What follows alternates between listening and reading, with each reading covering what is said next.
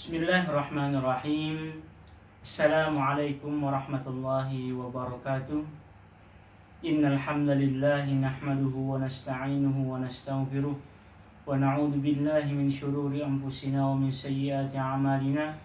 Man yahdihillahu fala mudilla lahu wa man yudlilhu fala hadiya lahu. Asyhadu an la ilaha illallah wa asyhadu anna sayyidana Muhammadan 'abduhu wa rasuluhu sallallahu alaihi wasallam. يا أيها الذين آمنوا اتقوا الله حق تقاته ولا تموتن إلا وأنتم مسلمون. يا أيها الناس اتقوا ربكم الذي خلقكم من نفس واحدة وخلق منها زوجها وبث منهما رجالا كثيرا ونساء واتقوا الله الذي تساءلون به والأرحام إن الله كان عليكم رقيبا. وقال الله سبحانه وتعالى يا أيها الذين آمنوا اتقوا الله وقولوا قولا سديدا يصلح لكم أعمالكم ويغفر لكم ذنوبكم ومن يطع الله ورسوله فقد فاز فوزا عظيما.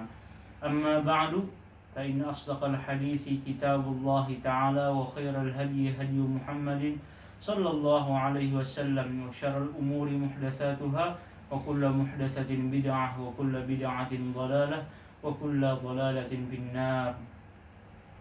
Para santri, para siswa ataupun siswi SMP Plus Citra Madinatul Ilmi yang mudah-mudahan Allah Subhanahu wa taala sehatkan dan panjangkan umurnya di dalam ketakwaan kepadanya. Amin ya rabbal alamin. Di siang hari ini insyaallah kita akan mempelajari hadis arba'in sebagaimana rutinan mingguan kita, yaitu pada setiap pekan hari Senin ataupun Selasa kita akan mengadakan kajian hadis arba'in dan lain sebagainya. Insyaallah kita akan membahas hadis arba'in yang ke-19.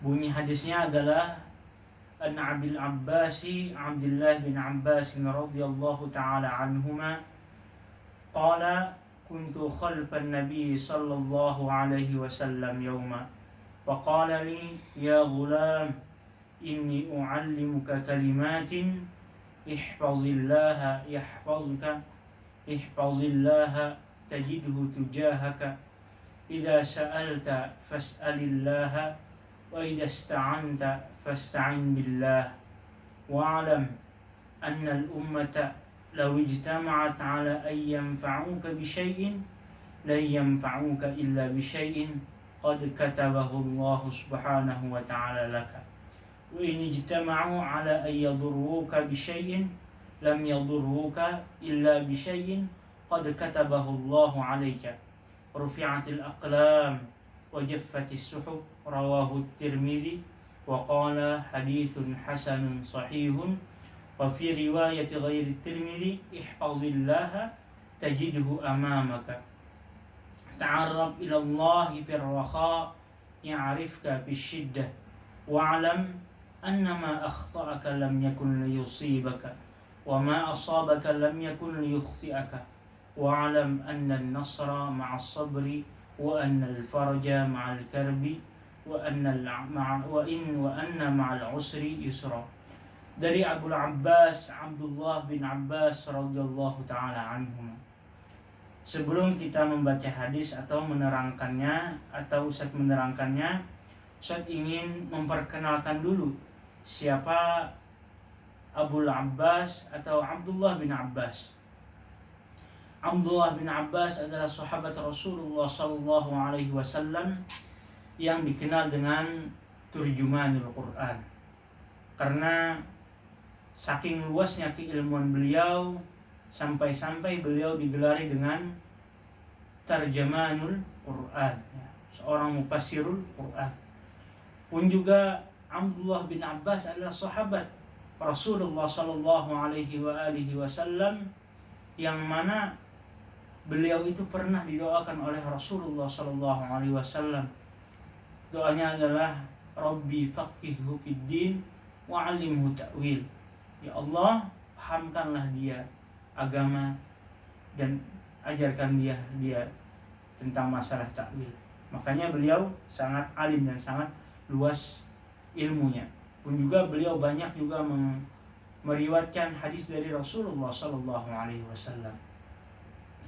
Mungkin adik-adik siswa-siswi SMP plus Citra Madinatul Ilmu itu tidak mengetahui apa itu hadis. Jadi hadis itu adalah perkataan atau perbuatan atau persetujuan yang disandarkan kepada Rasulullah Sallallahu Alaihi Wasallam. Nah, Abdullah bin Abbas, sahabat Nabi yang satu ini adalah sering banyak banget meriwayatkan daripada perkataan Nabi Sallallahu Alaihi Wasallam. Kembali lagi kepada doa tadi. Doa yang dibacakan oleh Rasulullah Sallallahu Alaihi Wasallam kepada sahabat Abdullah bin Abbas itu sangat berguna bagi kita. Doanya, Rabbi faqihhu fid din wa 'allimhu at-ta'wil. Kalau kita baca adik-adik semuanya ya, doanya itu sangat bagus. Kita ubah, Rabbi faqihni fid dini wa 'allimni at-ta'wil. Allah, pahamkanlah aku masalah agama dan ajarkanlah aku tentang takwilnya. Itu sangat baik untuk dibaca ketika berdoa ya. Kemudian juga ada juga doanya, Rabbi zidni ilma. Allah, tambahkanlah aku keilmuan, warzuqni fahma, dan berilah aku rezeki kepemahaman. Menyambung hadis Abil Abbas, Abdullah bin Abbas.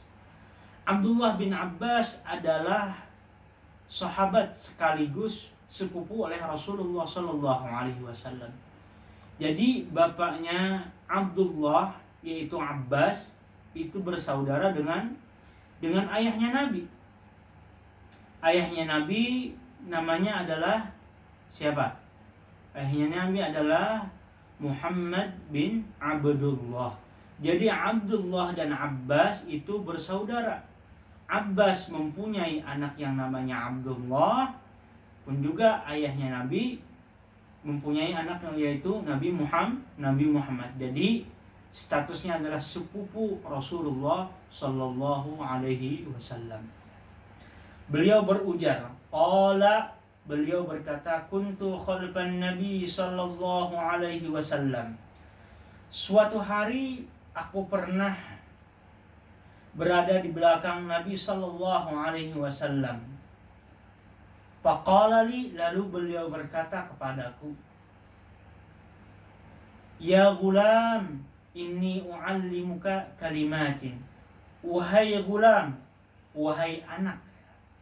Gulam dalam bahasa Arab adalah seorang yang berumur masih muda ya, sampai dia berumur 10 tahun ya. Itu masih dibaca gulam. Mulai anak-anak yang masih dilahirkan sampai umur 10 tahun, itulah yang disebut gulam.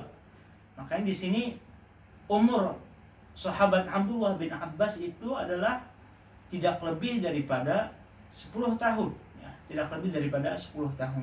Ya gulam, wahai gulam, inni u'allimuka kalimatin. Sesungguhnya aku akan mengajarkan kepadamu ada beberapa kalimat. Sambil ngebonceng nih, sambil berjalan, sahabat Abdullah bin Abbas di belakangnya, sambil Rasulullah SAW menasihati. Di sini pun juga kita mengambil faidah, yaitu bahwasanya Rasulullah SAW sangat banget ingin menasihati anak muda ya. Karena umur sahabat Abdullah bin Abbas tidak lebih daripada 10 tahun. Beliau sangat mementingkan anak muda, karena anak muda adalah calon pemimpin bangsa di masa depan. Beliau didik ya. Apa bunyi kalimatnya? Ihfazillaha yahfazka. Jagalah Allah, niscaya Allah Subhanahu wa taala akan menjagamu. Ya. Ihfazillaha tajidhu tujahaka. Jagalah Allah, niscaya engkau dapati bahwasanya Allah Subhanahu wa ta'ala ada di dekatmu. Maksudnya apa? Maksudnya adalah jaga apa yang Allah Subhanahu wa ta'ala perintahkan untuk menjaganya. Allah Subhanahu wa ta'ala berfirman di dalam surah Al-Baqarah, "Hafizu 'alas salawati was salatil wusta wa qumu lillahi qanitin." Jagalah salat, terutama salat al-wusta. Para mufassirin, para ahli tafsir banyak yang mengatakan al-wusta di sana adalah salat asar. Maksudnya di sini juga jagalah salat, jangan sampai kita ketinggalan salat. Apalagi kita tidak menunaikan salat kita sampai jadi qadaan. Pun juga jangan sampai terlambat. Pun juga jangan sampai kita mengqadha salat kita karena kita kelupaan. Berbeda halnya dengan kita ketiduran ya. Nah, ini karena disengaja. Kalau kita menjaga hak-hak Allah tadi, menjaga apa yang Allah Subhanahu wa ta'ala jaga, yaitu menjaga salatnya, niscaya Allah Subhanahu wa ta'ala pun juga akan menjaga kita ya. Allah Subhanahu wa ta'ala tidak perlu dijaga, namun kita yang butuh jagaan atau penjagaan Allah. Ihfazillaha yahfazka. Jagalah Allah juga, niscaya kau dapati Allah Subhanahu wa ta'ala berada di samping, di dekatmu. Maksudnya ada di sini para muhaddisin ada yang mengartikan ihfazillah juga di sini, bertakwalah kalian kepada Allah. Dalam artian bertakwa apa? Menjalankan perintah Allah Subhanahu wa ta'ala serta menjauhi segala larangannya. Kalau kita bertakwa kepada Allah dengan melakukan segala apa yang disuruhnya dan menjauhi segala dilarangnya, niscaya tajiduhu tujahaka, niscaya pertolongan Allah Subhanahu wa ta'ala akan dekat dengan kita. Pertolongan Allah, tentu kita mengharapkan pertolongan Allah, penjagaan Allah di setiap hari kita. Kalau Allah Subhanahu wa ta'ala sudah jaga, insya Allah hidup kita akan nyaman. Itu nasihat yang kedua. Kemudian sambungan hadisnya adalah idza sa'alta fas'alillah. Apabila kamu meminta, maka pintalah kepada Allah. Bukan kepada dukun, bukan juga kepada paranormal, bukan juga kepada pohon, bukan juga kepada makhluk gaib dan lain sebagainya. Namun mintalah kepada Allah. Nabi SAW di sini menanamkan tauhid, menanamkan keimanan kepada sahabat Abdullah bin Abbas yang ketika itu berumur tidak lebih daripada 10 tahun. Kalau kamu meminta, maka mintalah kepada Allah. Meminta hidayah, meminta keapiatan, meminta segalanya. Kalau kita ketika belajar susah untuk memahaminya, mintalah kepada Allah, bukan kepada syaitan, bukan kepada paranormal, bukan ya. Mintalah kepada Allah. Pun juga ya, ini tilawati karena Ustadz yang belajar tilawati, mengajar tilawati. Jangan sampai kita meminta kepada dukun atau meminta kepada pohon atau meminta kepada siapa selain Allah. Kalau kita kesulitan menghafal karena tahfiz dan tilawati kan sering menghafal, Ustaz, ulun susah Ustaz menghafal, maka minta kepada Allah ya. Idza sa'alta fas'alillah. Kalau kamu meminta ya, mintalah kepada Allah. Ya Allah, ya Rabbi, ulun ngalih banar menghafal. Susah banget ngapalnya. 10 kali ngapalin lupa lagi dan lupa lagi. Jangan berhenti, pintalah kepada Allah. Mudah-mudahan Allah Subhanahu wa taala memudahkan kita untuk menghafal Al-Qur'an, ya. Menghafal Al-Qur'an dan memahami dan pintar membaca Al-Qur'an. Kemudian juga yang terakhir adalah wa idzasta'anta fasta'in billah. Apabila kalian minta pertolongan, maka minta pertolonganlah kepada Allah. Bukan kepada syaitan, bukan kepada dukun, bukan kepada macam-macam yang selain Allah. Dulu orang kafir minta kepada selain Allah, minta kepada pohon. Dulu dalam surah Jin itu. Apabila kalian meminta, mintalah kepada Allah, minta pertolongan kepada Allah, apapun itu minta pertolongan kepada Allah. Tatkala kita kesusahan, tatkala kita ditimpa musibah, mintalah kepada Allah. Seringkali surah Al-Fatihah kita dengungkan, kita baca di dalam salat kita, ya. Iyyaka na'budu wa iyyaka nasta'in. Hanya kepada Engkaulah kami menyembah dan hanya kepada Engkaulah kami meminta. Nah, di sini kita implementasikan, kita amalkan. Selayaknya lah kita meminta kepada Allah. Kita minta pertolongan dan meminta apapun, mintalah kepada Allah. Karena Allah Subhanahu wa taala yang mampu mengabulkan dan membantu pertolongan. Karena Allah Subhanahu wa taala sifatnya kaya, sifatnya kuasa. Innallaha ala kulli syai'in qadir. Sungguhnya Allah Subhanahu wa taala maha kuasa di setiap sesuatu. Itulah pelajaran kita di siang hari ini tentang hadis arba'in, yaitu hadis ke-19.